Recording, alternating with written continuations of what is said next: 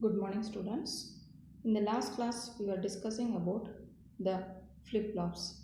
So there you have learned what is an SR flip-flop. So once again, we'll recall the SR flip-flop. So SR flip-flop, it is a bistable state where it consists of two inputs, set and reset, and outputs are Q and Q bar, which are complement to each other. So the disadvantage of this SR flip-flop is that when both S and R is equal to 1, it is stated as an invalid, that is the output will not exist. So in order to overcome this final state, we are going with the clocked flip-flop. And here we are going to make a control with respect to S and R inputs. So a clock, it is applied to the latch so that changes in the latch value can occur only when the clock is high. That is, we are going to possess some control on the inputs S and R. That is done with the help of this clock signal. So here I have implemented this with the help of two AND gates and a clock input signal. So whenever the clock is high, then only I can give the inputs S and R for the flip-flop. Otherwise, it will be 0 0, or otherwise it will be exist in the previous state. So here when C is equal to 0, that is clock is equal to 0, the output of both the AND gates will be 0. So Q cannot change, the latch is non-operational. So what you can do is, when we can give a clock as high, C is equal to 1, and output of the gate will be 1 into S is equal to S, and the output of another gate H, which is 1 into R, is equal to R. Now the latch will become operational. That is, when the clock is 0, both S and R will be 0. There will not be any change in the output. That is, the latch is non-operational. And when C is equal to 1, I am enabling both the inputs S and R as it is. So now the latch becomes operational. And additionally, we have two inputs, preset and clear. So all of a sudden, if you want to set the input and set the output Q is equal to 1 means, then I can make use of the preset PR so that I can get the output Q is equal to 1. And if I want to clear the output, that is Q is equal to 0, I can make use of this clear input pin CLR, which is provided at the bottom.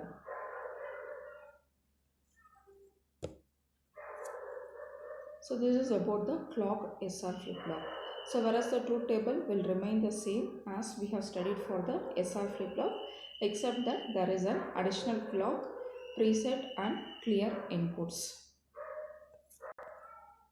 So next it is a JK flip-flop. So JK flip-flop is designed so that you will be able to apply the final state, that is J is equal to 1 and K is equal to 1.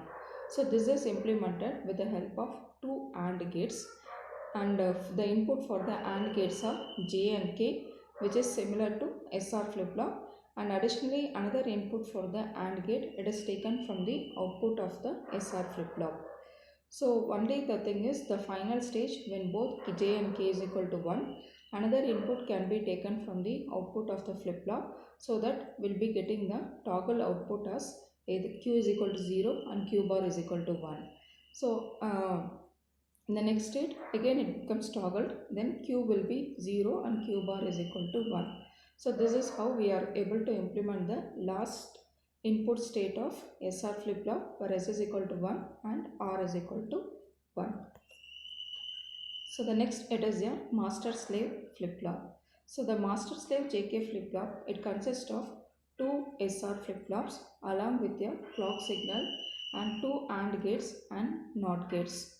So what is the purpose of this master-slave JK flip-flop is, it allows its two information lines to be present simultaneously. That is, if present state it is 0, the next state will be 1, and if present state is 1, the next state will be 0. That is, J and K inputs are similar to SR inputs of the master-slave SR flip-flop. Additionally, two AND gates are used to sense and state the state of the slave. So the first flip flop can be considered as the master and the second flip flop as the slave. So when master flip flop is on, slave will be in off condition, and when slave is on, master will be in off condition. So this is done with the help of a NOT gate. So this NOT gate it is connected between the clock of both the flip flops, so that any one of the flip flop will be on at a time, at the same time. So this is how it is implemented. So next you are going to learn about the shift registers. So in digital electronics, a register is a device which is used to store the information. Flip-flops can be used in constructing the registers. And basically a flip-flop is used to store a single data. If I am going to make use of group of flip-flops to store multiple datas, then I can say it as a register.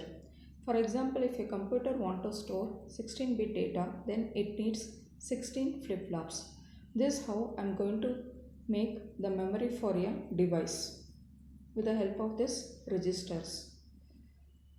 So the series of data bits are stored by register. It is called as a byte or word. So whereas a byte is a collection of 8 bits and word it is collection of 16 bits. So when a number of flip-flops are connected in series, this arrangement will name it as a register. So the stored information can be transferred within the register. So they are called shift registers. So shift register is a sequential circuit which stores the data and shifts it towards the output on every clock cycle applied. So there are various types of shift registers available.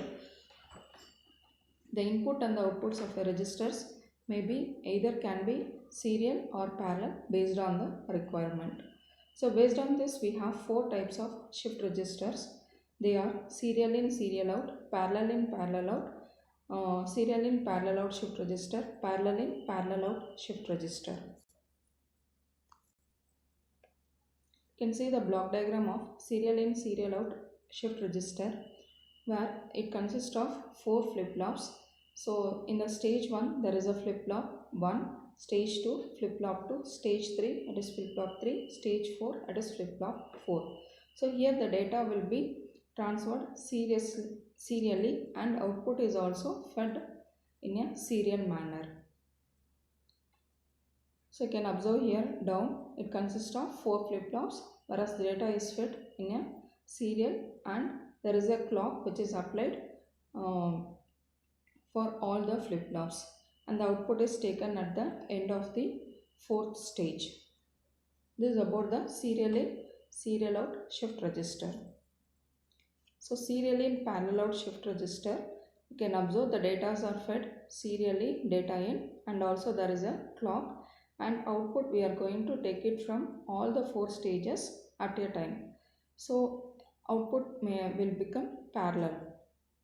So down we have made use of 4 flip-flops where input is fed in a serial manner and clock is applied for all the flip-flops, and the output can be taken parallelly from all the outputs as from all the flip-flop as Q1, Q2, Q3 and Q4. So parallel in, serial out.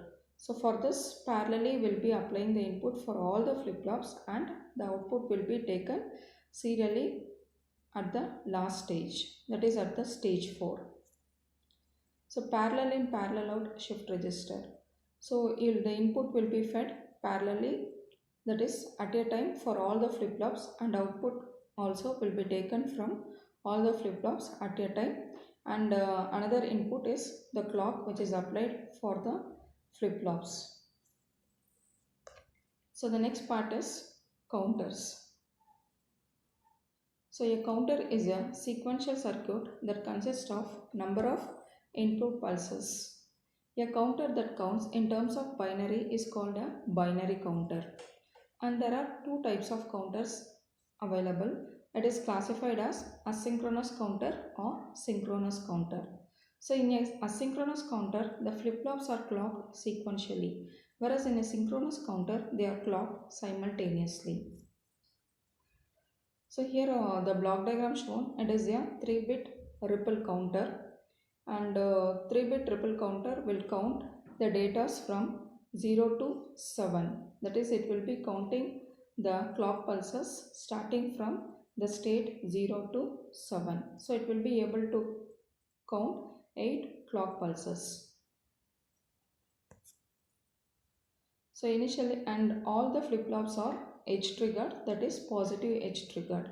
So whenever a clock is applied for the first flip-flop, initially when clock is 0, all the outputs will be 0. That is, Q will be 0, Q0 will be 0, Q1 will be 0, and Q2 is also 0. So this is listed in the truth table here.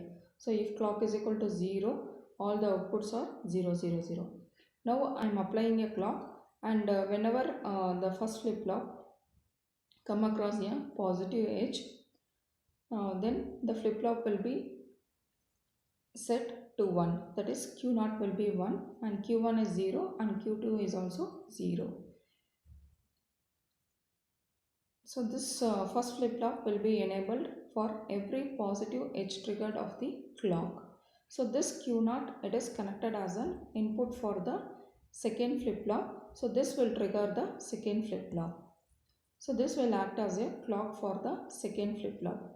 So as I told, since it is a positive edge triggered flip-flop, whenever Q0 is positive edge, the Q1 will be triggered to 1, else it will be 0.